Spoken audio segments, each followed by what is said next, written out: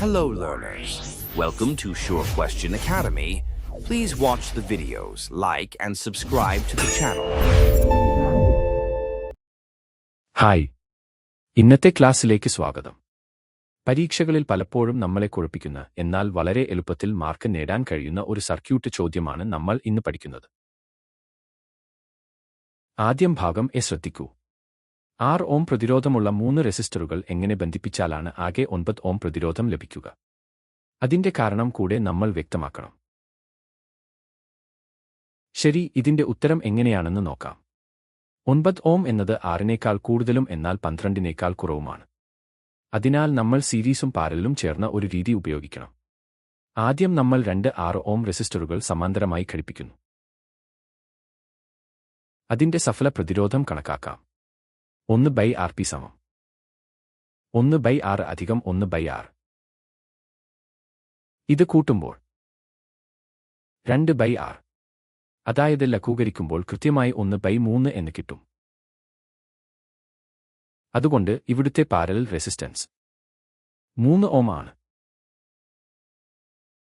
നമുക്ക് 3 ഓം കിട്ടി. ഇനി 9 ആകാൻ ഒരു 6 കൂടെ വേണം, അല്ലേ?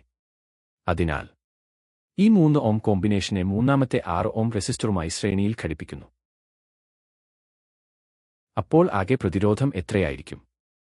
3 ഓം + 6 ഓം. നമുക്ക് ചോദ്യത്തിൽ ആവശ്യപ്പെട്ട കൃത്യമായി 9 ഓം എന്ന് കിട്ടും. വളരെ ലളിതമല്ലേ? ഇനി നിങ്ങൾ ഭാഗം ബിയിലെ ചോദ്യമാണ് തിരഞ്ഞെടുക്കുന്നതെങ്കിലോ?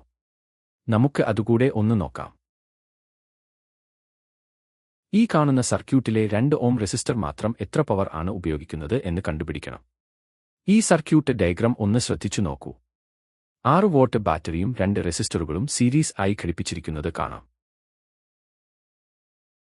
ഇനി ഉത്തരം നോക്കാം. പവർ കാണാൻ ആ 2 ഓം റെസിസ്റ്ററിലൂടെ പോകുന്ന കറന്റ് നമ്മൾ ആദ്യം കണ്ടുപിടിക്കണം. അതുകൊണ്ട് ആദ്യപടിയായി ഈ സർക്യൂട്ടിലെ ആകെ പ്രതിരോധം കണ്ടുപിടിക്കാം. 1 ഓം 2 ഓം റെസിസ്റ്ററുകൾ ശ്രേണിയിലാണ് ബന്ധിപ്പിച്ചിട്ടുള്ളത്.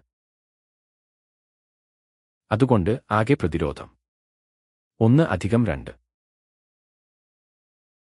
= 3 ഓം എന്ന് കിട്ടും. ചോദ്യത്തിൽ നൽകിയിട്ടുള്ള ആകെ വോൾട്ടേജ് V 6 വോൾട്ട് ആണ്. ഇനി സർക്യൂട്ട് കറന്റ് I കാണാൻ നമുക്കറിയാവുന്ന ഓം നിയമം ഉപയോഗിക്കാം. കറന്റ് I = വോൾട്ടേജ് ഹരിക്കണം പ്രതിരോധം, അതായത് 6 ഹരിക്കണം ആകെ പ്രതിരോധമായ 3. ഇത് ഹരിക്കുമ്പോൾ കറന്റ് കൃത്യമായി 2 ആമ്പിയർ എന്ന് കിട്ടും. നമ്മൾ അവസാന ഭാഗത്ത് എത്തിയിരിക്കുന്നു. 2 ഓം റെസിസ്റ്ററിൽ മാത്രം ഉപയോഗിച്ച പവർ ആണ് കണ്ടുപിടിക്കേണ്ടത്.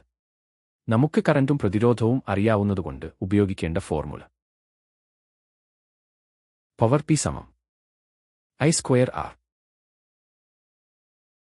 വിലകൾ സമവാക്യത്തിൽ നൽകുമ്പോൾ കറന്റ് 2 ആയതുകൊണ്ട് 2² ഗുണിക്കണം പ്രതിരോധമായ 2, അതായത് 4 ഗുണിക്കണം 2.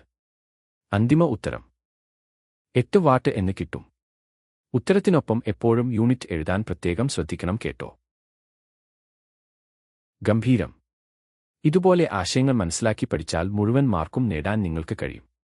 നന്നായി പരിശീലിക്കുക. Happy learning.